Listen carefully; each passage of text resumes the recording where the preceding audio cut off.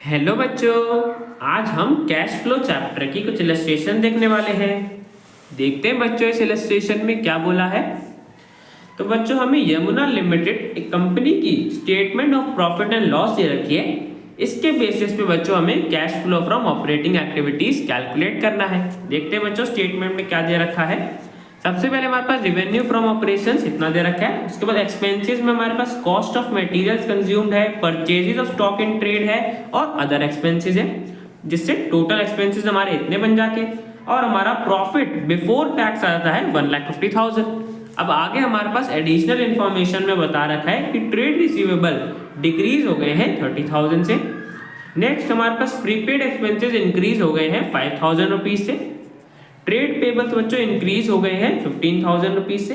और fourth point में बता रखा है कि आउटस्टैंडिंग एक्सपेंसेस बढ़ गए हैं 3,000 रुपीज से। लास्ट पॉइंट में बच्चों बता रखा है कि अदर एक्सपेंसेस में डेप्रीसिएशन में इंक्लूडेड था 25,000 रुपीज का। अब इस इंफॉर्मेशन के बेसिस पे हमें cash flow from operating activities calculate करना है 2023 के लिए। ठीक है बच्चों, तो सबसे पहले हमारे पास फर्स्ट स्टेप क्या होता है, net profit before tax and extraordinary items निकालना, जो कि बच्चों हमें क्वेश्चन में दे रखा था ना 1,50,000। तो देखो बच्चों फर्स्ट स्टेप का आंसर तो हमें मिल गया। Net profit before tax and extraordinary items हो गया हमारे पास 1,50,000। अब बच्चों इसमें हमें नॉन कैश और नॉन ऑपरेटिंग आइटम्स को एडजस्ट करना है, तभी बच्चों हमारे पास ऑपरेटिंग प्रॉफिट आएगा ना। तो देखते हैं बच्चों हमारे पास ऐसी कौन सी आइटम्स है। अगर बच्चों हम देखेंगे तो हमारे पास डेप्रीसिएशन दे रखा था फिफ्थ पॉइंट में। और बच्चों डेप्रीसिएशन किस टाइप का एक्सपेंस होता है, नॉन कैश एक्सपेंस, जिसके लिए बच्चों हम एक्चुअल में तो कोई कैश पे नहीं करते, बट अपनी प्रॉफिट एंड लॉस की स्टेटमेंट में तो चार्ज करते हैं ना। तो 25,000 का बच्चों जो डेप्रीसिएशन है वो नॉन कैश एक्सपेंस है। और बच्चों सारे नॉन कैश एक्सपेंस को हम ऐड कर देते हैं ना। ऐड किस लिए करते हैं, बिकॉज एक्चुअल में तो हमारा कोई कैश का आउटफ्लो नहीं होता, इसलिए बच्चों हमने डेप्रीसिएशन 25,000 रुपीज का ऐड कर दिया। और बच्चों हमारे पास ऑपरेटिंग प्रॉफिट आ गया 1,75,000। अब बच्चों देखो यहाँ पे हमारा स्टेप 2 भी कंप्लीट हो गया। Operating profit before working capital changes हमने कैलकुलेट कर लिया। अब बच्चों इसमें जो हमारे वर्किंग कैपिटल में चेंज आया होगा, मतलब करंट एसेट्स और करंट लायबिलिटीज में, उसको हमें एडजस्ट करना है। देखते हैं बच्चों हमारे पास एडिशनल इंफॉर्मेशन में बता रखा था कि ट्रेड रिसीवेबल डिक्रीज हो गए हैं 30,000 से।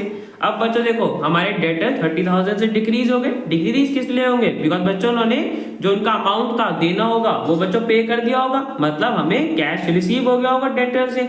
इसलिए बच्चों देखो हमारे पास कैश का इनफ्लो हुआ, कैश हमें मिला तो ऐड करना पड़ेगा।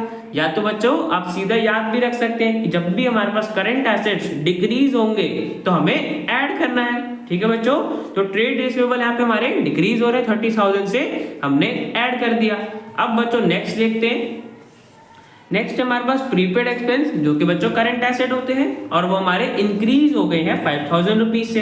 अब बच्चों देखो यहाँ पे करंट एसेट इंक्रीज हो रहा है, बढ़ रहा है, तो बच्चों उसका अपोजिट माइनस कर देंगे। इंक्रीज इन करंट एसेट, जब भी करंट एसेट हमारे बढ़ेंगे तो हमें माइनस करना होता है। तो प्रीपेड एक्सपेंसेस 5,000 से माइनस में लिख दिया।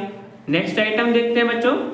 नेक्स्ट हमारे पास trade payables increase by ₹15,000 during the year. तो बच्चों हमारे पास ट्रेड पेबल्स बढ़ गई, लायबिलिटी बढ़ गई। करंट लायबिलिटी होती है ना बच्चों 15,000 से बढ़ गई। अब देखो बच्चों जब भी हमारे पास करंट लायबिलिटी इंक्रीज होगी तो हमें ऐड करना है, तो ट्रेड पेबल्स को हम 15,000 से ऐड कर देंगे। अब बच्चों इसका रीजन क्या हुआ ऐड करने का, हमारे पास करंट लायबिलिटी बढ़ गई, मतलब बच्चों हमने कोई लोन वोन लिया होगा, अब जिससे हमारे पास कैश आया होगा ना, तो कैश जब भी इनफ्लो होता है हम ऐड करते हैं। तो इसलिए हमारा जब भी करंट लायबिलिटीज में इंक्रीज होगा हमें हमेशा ऐड करना है, तो बच्चों ऐड कर दिया। अब नेक्स्ट आइटम देखते हैं। नेक्स्ट है बच्चों हमारे पास आउटस्टैंडिंग एक्सपेंसेस हमारे इंक्रीज हो गए हैं 3,000 रुपीज से। तो सेम बच्चों आउटस्टैंडिंग एक्सपेंस भी करंट लायबिलिटी है और इंक्रीज हो रहे हैं, मैंने भी बताया था जब भी करंट लायबिलिटी इंक्रीज होगी तो ऐड कर देना है सीधा।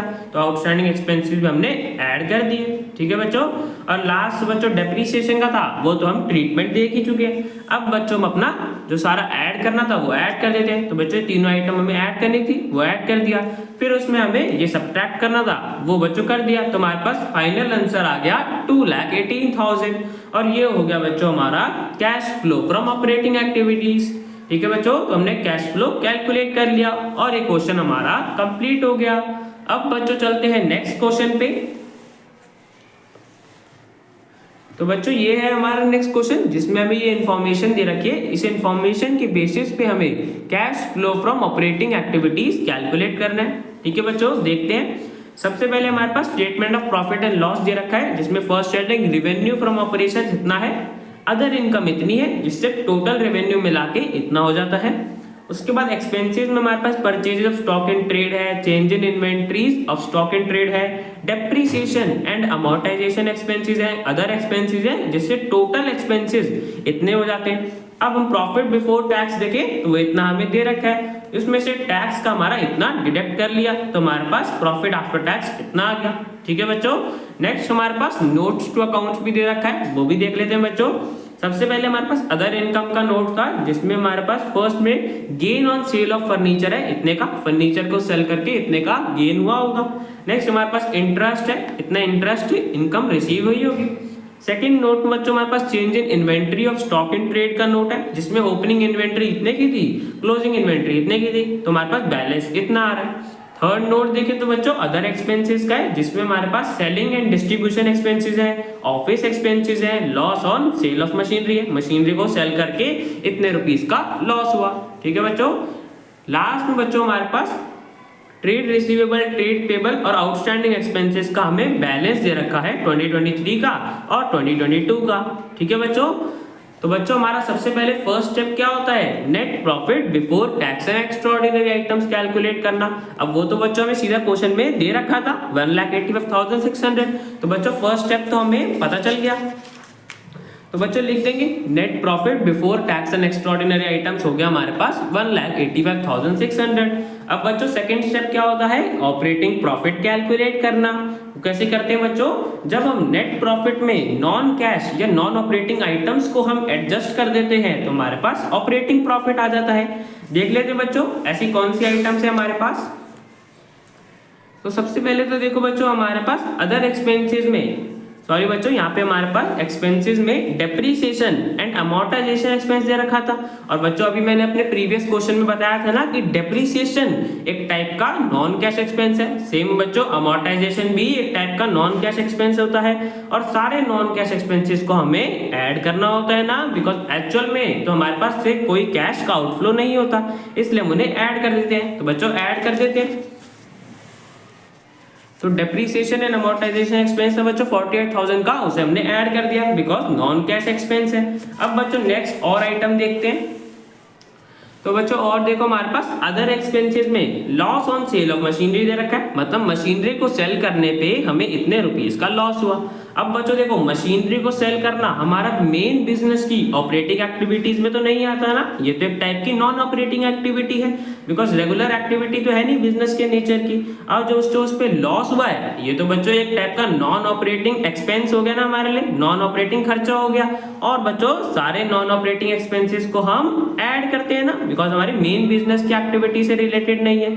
तो बच्चों ये लॉस जो हुआ है हमें मशीनरी को सेल करके इसे हमें ऐड करना पड़ेगा बिकॉज नॉन ऑपरेटिंग एक्सपेंस है। तो देखो बच्चों loss on sale of machinery 1,31,200 का लॉस था, उसे हमने ऐड कर दिया। ठीक है बच्चों, नेक्स्ट आइटम देखते हैं। तो बच्चों नेक्स्ट आइटम में देखो हमारे पास इनकम में दे रखा था gain on sale of furniture, तो फर्नीचर को सेल करके हमें इतने का गेन हुआ। अब बच्चों देखो जब हमने मशीनरी को सेल करा था वो हमारी नॉन ऑपरेटिंग एक्टिविटी थी, तो ठीक बच्चों इसी तरीके से फर्नीचर को जब हमने सेल करा तो बच्चों ये भी तो एक टाइप की नॉन ऑपरेटिंग एक्टिविटी होगी ना, जो बिजनेस के मेन ऑपरेटिंग एक्टिविटीज में नहीं आती होगी। तो बच्चों इससे जो भी हमें इनकम मिली होगी इसको तो बच्चों हमें इंक्लूड नहीं करना चाहिए ना, तो इसलिए बच्चों हमें इसे माइनस करना पड़ेगा बिकॉज ये एक टाइप की नॉन ऑपरेटिंग इनकम है। और जितने भी हमारे पास अदर देन ऑपरेटिंग एक्टिविटीज से जो इनकम जनरेट होती है उसे हम डिडक्ट कर लेते हैं। तो बच्चों ये फर्नीचर पे सेल करके हमें गेन हुआ, इसे हमें माइनस करना पड़ेगा बिकॉज ये नॉन ऑपरेटिंग इनकम है। ठीक बच्चों इसी तरीके से हम सेकेंड आइटम इंटरेस्ट देखें तो बच्चों इंटरेस्ट रिसीव होना भी बिजनेस के लिए नॉन ऑपरेटिंग एक्टिविटी है, नॉन ऑपरेटिंग इनकम है, बिकॉज हमारा मेन काम तो नहीं होगा इंटरेस्ट रिसीव होना, है ना बच्चों। तो ये नॉन ऑपरेटिंग इनकम है, तो इन दोनों को ही हम डिडक्ट कर देंगे।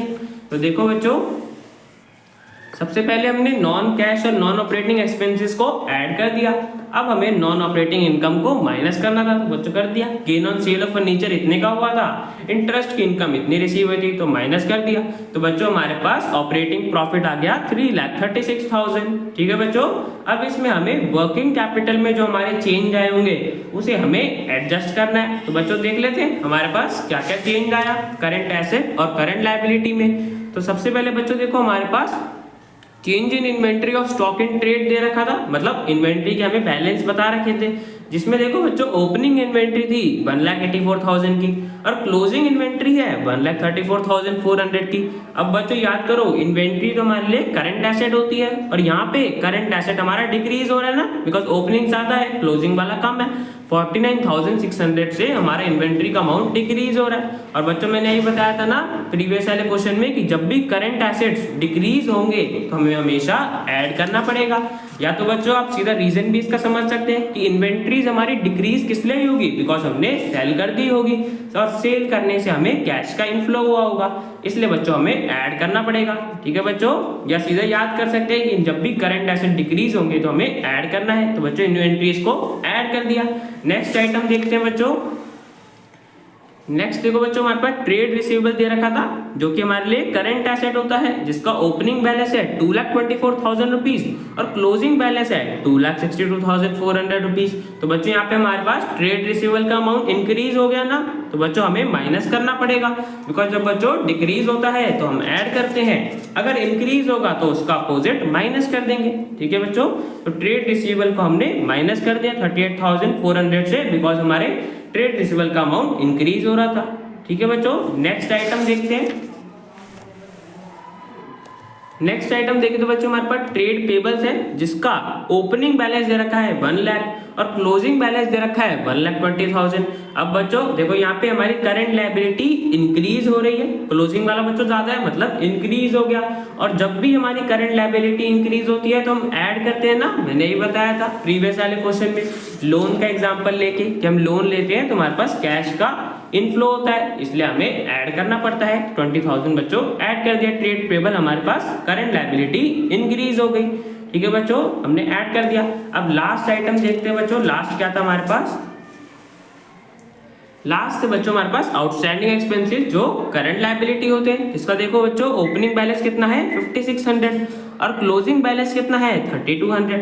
अब यहाँ पे बच्चों हमारा करंट लायबिलिटी का अमाउंट डिक्रीज हो रहा है, तो बच्चों अपोजिट हम माइनस कर देंगे। पहले जब इंक्रीज हो रहा था तब हमने ऐड करा था, अब यहाँ पे डिक्रीज हो रहा है तो माइनस कर देते हैं।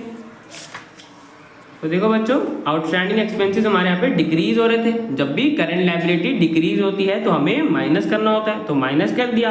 तो बच्चों हमारे पास फाइनल आंसर आ गया cash generated from operations. Operation से हमें कितना कैश जनरेट हुआ।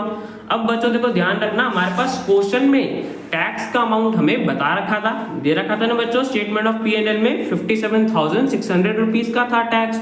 तो बच्चों ये टैक्स का अमाउंट हमें माइनस भी करना पड़ेगा, बिकॉज हमें क्वेश्चन में दे रखा है। तो देखो बच्चों जो हमारे पास कैश जनरेटेड फ्रॉम ऑपरेशंस आया था, इसमें से बच्चों हम टैक्स का अमाउंट डिडक्ट कर देंगे 57,600 रुपीज।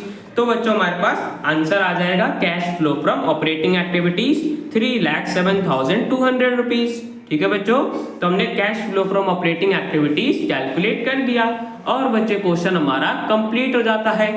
तो चलते हैं नेक्स्ट एग्जांपल पे। तो बच्चों ये है हमारा नेक्स्ट क्वेश्चन, जिसमें हमें cash flow from operating activities calculate करना है इस इंफॉर्मेशन के बेसिस पे। देखते हैं बच्चों, सबसे पहले हमारे पास सरप्लस का ओपनिंग और क्लोजिंग बैलेंस दे रखा है, जनरल रिजर्व का, provision for depreciation on machinery है, आउटस्टैंडिंग एक्सपेंसेस है, गुडविल है, ट्रेड रिसीवेबल है, और उसके बाद एक मशीनरी जिसकी कॉस्ट 20,000 थी बट उसकी बुक वैल्यू 14,000 रुपीज थी, उसे सोल्ड कर दिया गया है 18,000 रुपीज के लिए। ठीक है बच्चों, तो सबसे पहले हमारे पास फर्स्ट स्टेप क्या आता है, net profit before tax and extraordinary items calculate करना। तो देखो बच्चों कैलकुलेट कैसे करते हैं, सबसे पहले हम डिफरेंस निकालते हैं सरप्लस का। डिफरेंस के लिए बच्चों हमें जो क्लोजिंग बैलेंस दे रखा है उसमें से ओपनिंग वाले को माइनस कर देंगे, तो 35 में से 30,000 को माइनस कर दिया। तो देखो बच्चों हमारे पास डिफरेंस आ गया 5,000 रुपीज का, जो कि बच्चों हमारे लिए नेट प्रॉफिट हो गया। अब बच्चों याद करो, इस नेट प्रॉफिट में हम क्या क्या ऐड करते थे। अगर कोई भी अमाउंट हमारा रिजर्व में ऐड ट्रांसफर हुआ हो, या डिविडेंड पे करा हो, या प्रोविजन फॉर टैक्स क्रिएट करा हो। अब बच्चों देखो, हम यहाँ पे क्वेश्चन में देखेंगे तो हमारे पास जनरल रिजर्व दे रखा है। इसका बच्चों बैलेंस देखते हैं तो ओपनिंग में हमारे पास 10,000 है और क्लोजिंग में 15,000 है। मतलब बच्चों जनरल रिजर्व में एडिशन तो हुआ है, 5,000 रुपीज से हमारा जनरल रिजर्व बढ़ गया है। अब बच्चों जो ट्रांसफर करा गया होगा, ये किससे करा गया होगा, सरप्लस से, तो इसको बच्चों हम ऐड कर देंगे 5,000 रुपीज। तो बच्चों हमने ऐड कर दिया, जनरल रिजर्व में ट्रांसफर करे थे, तो हमारे पास net profit before tax and extraordinary items आ गया 10,000 रुपीज। तो सबसे पहले बच्चों लिख देंगे, हमारा फर्स्ट स्टेप आ गया net profit before tax and extraordinary items 10,000 rupees. अब इसमें बच्चों देखो हमारे पास स्टेप 2 क्या होता है, ऑपरेटिंग प्रॉफिट कैलकुलेट करना। वो बच्चों कैसे करते हैं, जब हम नेट प्रॉफिट में नॉन कैश और नॉन ऑपरेटिंग आइटम्स को एडजस्ट कर देते हैं तो हमारे पास ऑपरेटिंग प्रॉफिट आ जाता है ना बच्चों। तो देखते हैं हमारे पास ऐसी कौन सी आइटम्स है। अब बच्चों देखो क्वेश्चन में हमारे पास डेप्रीसिएशन नहीं दे रखा, सीधा प्रोविजन फॉर डेप्रीसिएशन दे रखा है। और बच्चों हमें एक मशीनरी की इंफॉर्मेशन भी दे रखी थी ना, जिसे सोल्ड करा गया था। पर बच्चों इस पे हमें डेप्रीसिएशन तो पता ही नहीं, कितना डेप्रीसिएशन चार्ज करा। इस पे बच्चों डेप्रीसिएशन कैलकुलेट करने के लिए हमें दो अकाउंट बनाने पड़ेंगे, एक तो बच्चों मशीनरी अकाउंट और एक प्रोविजन फॉर डेप्रीसिएशन अकाउंट। तो सबसे पहले बच्चों मशीनरी अकाउंट बनाते हैं। तो देखो बच्चों मशीनरी अकाउंट के लिए सबसे पहले हमारे पास बैलेंस तो दे ही रखा था कि मशीनरी की बच्चों कॉस्ट कितनी थी, 20,000 थी ना उस मशीनरी की कॉस्ट। तो हमारे पास वही बैलेंस हो गया, टू बैलेंस पीडी 20,000। अब बच्चों देखो इसके आगे हमें क्या बोल रखा था कि जो 20,000 की मशीनरी है उसकी बुक वैल्यू कितनी है, 14,000 रुपीज। मतलब बच्चों बुक वैल्यू तो कम है। अब बच्चों बुक वैल्यू कम कब होती है, जब हमने मशीनरी को डेप्रिशिएट करा हो। तो बच्चों इस मशीनरी को डेप्रिशिएट करा गया होगा ना, तभी इसकी बुक वैल्यू कम है। और कितनी कम है, 6,000। तो इस मशीनरी पे बच्चों हमने कितना डेप्रिसिएशन चार्ज करा होगा, 6,000 रुपीज, है ना बच्चों। अब यहाँ पे हमारे पास provision for depreciation account maintain कर रखा है। तो बच्चों डेप्रिसिएशन में हमने by provision for depreciation account से मेंटेन करा होगा ना, तो 6,000 की हमने डेप्रिसिएशन इस जो मशीनरी सोल्ड करी है उस पे बच्चों चार्ज करी होगी, तो वो लिख दिया, क्रेडिट साइड में आ जाएगा। अब बच्चों देखो हमने इस मशीनरी को सोल्ड कितने पे करा, 18,000 पे, तो हमारे पास क्रेडिट साइड में आ जाएगा, बाय बैंक अकाउंट 18,000 पे सेल कर दिया। अब बच्चों हम टोटल देखेंगे तो हमारे पास क्रेडिट साइड का टोटल ज्यादा आने वाला है, बिकॉज बच्चों देखो हमारे पास मशीनरी की बुक वैल्यू कितने की थी, 14,000 रुपीज की, बट उसे हमने बेचा कितने में, 18,000 रुपीज के। तो बच्चों 4,000 के प्रॉफिट पे बेचा है ना। और जब भी हमारे पास मशीनरी को सोल्ड करते हैं उस पर प्रॉफिट होता है, वो बच्चों डेबिट साइड में आता है मशीनरी अकाउंट के। तो डेबिट साइड में बच्चों हमारे पास बैलेंसिंग फिगर आ जाएगी कि मशीनरी को सेल करके हमें 4,000 रुपीज का गेन हुआ। ठीक है बच्चों, तो मशीनरी अकाउंट यहाँ पे हमारा कंप्लीट हो गया, जिससे हमें पता चल गया कि जो मशीनरी हमने बेची थी उस पे 6,000 का डेप्रिसिएशन चार्ज हुआ। ठीक है बच्चों, और हमारे पास उसे मशीनरी को सेल करने पे 4,000 रुपीज का गेन हुआ। तो ये बच्चों हमें पता चल गया। अब नेक्स्ट देखो बच्चों, हमें प्रोविजन फॉर डेप्रिसिएशन अकाउंट बनाना है, जिसका बच्चों सबसे पहले हम बैलेंस देख लेते हैं। तो ओपनिंग बैलेंस है हमारे पास 30,000 रुपीज और क्लोजिंग बैलेंस है 35,000 रुपीज। तो लिख देते हैं बच्चों बैलेंस इसके। तो प्रोविजन फॉर डेप्रिसिएशन का ओपनिंग बैलेंस क्रेडिट साइड में आ जाएगा 30,000 रुपीज, और क्लोजिंग बैलेंस हमारे पास ये रखा था 35,000, वो बच्चों लिख दिया। अब देखो हमने यहाँ पे मशीनरी अकाउंट में अपना देखा था, जो हमने मशीनरी सोल्ड करी थी उस पे 6,000 की हमने प्रोविजन फॉर डेप्रिसिएशन से अमाउंट करा था ना, क्रेडिट करा था। अब बच्चों हमें इसे प्रोविजन फॉर डेप्रिसिएशन अकाउंट में भी तो बच्चों पोस्ट करना पड़ेगा ना, यहाँ पे क्रेडिट साइड में करा था और प्रोविजन फॉर डेप्रिसिएशन की डेबिट साइड में आ जाएगा, अपोजिट होता है। तो बच्चों टू मशीनरी अकाउंट 6,000 की हमने डेप्रिसिएशन चार्ज करी थी जो मशीनरी सोल्ड बेची थी, है ना बच्चों। अब इसका बच्चों हम बैलेंस निकाल लेंगे प्रोविजन फॉर डेप्रिसिएशन अकाउंट का। तो हमारे पास डेबिट साइड का टोटल ज्यादा आ रहा है और बच्चों आएगा भी, बिकॉज हमें डेप्रिसिएशन का अमाउंट निकालना है ना। तो हमारे पास 41,000 टोटल आ रहा है डेबिट साइड का, जबकि हमारे पास क्रेडिट साइड में सिर्फ 30,000 है। तो बच्चों जो हमारे पास 11,000 का बैलेंसिंग अमाउंट आ रहा है वो बच्चों कौन सा अमाउंट हो गया, डेप्रिसिएशन का, बिकॉज प्रोविजन फॉर डेप्रिसिएशन की क्रेडिट साइड में डेप्रिसिएशन ही आता है। बच्चों बाय डेप्रिसिएशन अकाउंट आ जाएगा 11,000 की बैलेंसिंग फिगर। तो बच्चों हमने अमाउंट कैलकुलेट कर दिया डेप्रिसिएशन का। टोटल बच्चों हमने कितनी डेप्रिसिएशन चार्ज करी होगी, 11,000। अब बच्चों हम इसको एडजस्ट कर देंगे। तो देखो बच्चों हमें पता चल गया कि मशीनरी पे हमने टोटल 11,000 रुपीज की डेप्रीसिएशन चार्ज करी होगी। और डेप्रीसिएशन बच्चों हमारा एक नॉन कैश एक्सपेंस होता है, जिसके लिए हमने एक्चुअल में तो कोई कैश पे नहीं करा, बट उसे हम अपने प्रॉफिट एंड लॉस में दिखाते हैं। तो बच्चों जितने भी सारे हमारे पास नॉन कैश एक्सपेंस होते हैं उन्हें हम ऐड करते हैं ना, तो डेप्रीसिएशन भी ऐड करना पड़ेगा बिकॉज नॉन कैश एक्सपेंस है। तो बच्चों डेप्रीसिएशन हमने 11,000 रुपीज का ऐड कर दिया। अब इसके बाद बच्चों और ऐसी आइटम्स देखते हैं।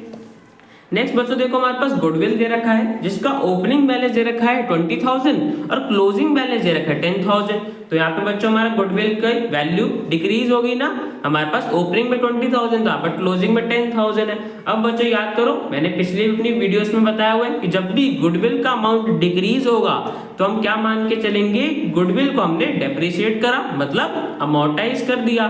तो बच्चों अमोर्टाइजेशन या डेप्रिसिएशन दोनों ही एक टाइप के नॉन कैश एक्सपेंस है। तो और बच्चों मैंने अभी बताया कि सारे नॉन कैश एक्सपेंस को हमें ऐड करना पड़ेगा। तो बच्चों गुडविल को हमने अमोर्टाइज करा 10,000 से, उसकी वैल्यू डिक्रीज कर दी, तो उसे ऐड करना पड़ेगा बिकॉज नॉन कैश एक्सपेंस है ना बच्चों। और बच्चों देखो हमारे पास हमें क्या बता रखा था कि जो मशीनरी जिसकी बुक वैल्यू थी 14,000 उसे हमने सेल करा 18,000 में। और बच्चों हमारे पास प्रॉफिट कितने का आया था, 4,000 के प्रॉफिट पे बेची है ना हमने ये मशीन। तो बच्चों ये जो हमारे पास प्रॉफिट हुआ मशीनरी की सेल करने पे, ये तो बच्चों हमारी बिजनेस की ऑपरेटिंग एक्टिविटी से तो नहीं था, बिकॉज बच्चों हमारी बिजनेस की ऑपरेटिंग एक्टिविटी तो नहीं होगी ना मशीनरी को सेल करना, ये तो बच्चों एक टाइप की नॉन ऑपरेटिंग एक्टिविटी है। तो इस पे बच्चों जो प्रॉफिट हुआ ये हमारे पास नॉन ऑपरेटिंग इनकम होगी। और बच्चों मैंने अभी बताया था प्रीवियस वाले क्वेश्चन में कि जितने भी हमारे पास नॉन ऑपरेटिंग इनकम होती है उन्हें हमें डिडक्ट करना होता है, बिकॉज वो हमारे बिजनेस की मेन ऑपरेटिंग एक्टिविटी से अर्न नहीं होती। ठीक है बच्चों, तो माइनस कर देंगे। Gain on sale of machinery 4,000 का हमें फायदा हुआ था तो माइनस कर दिया। तो बच्चों हमारे पास ऑपरेटिंग प्रॉफिट आ गया 27,000 और बच्चों हमारा स्टेप 2 भी कंप्लीट हो गया। अब इसके बाद जो बच्चों हमारे पास वर्किंग कैपिटल मतलब करंट एसेट्स और करंट लायबिलिटीज में चेंज आए होंगे उन्हें हमें एडजस्ट करना है, तो देख लेते हैं बच्चों।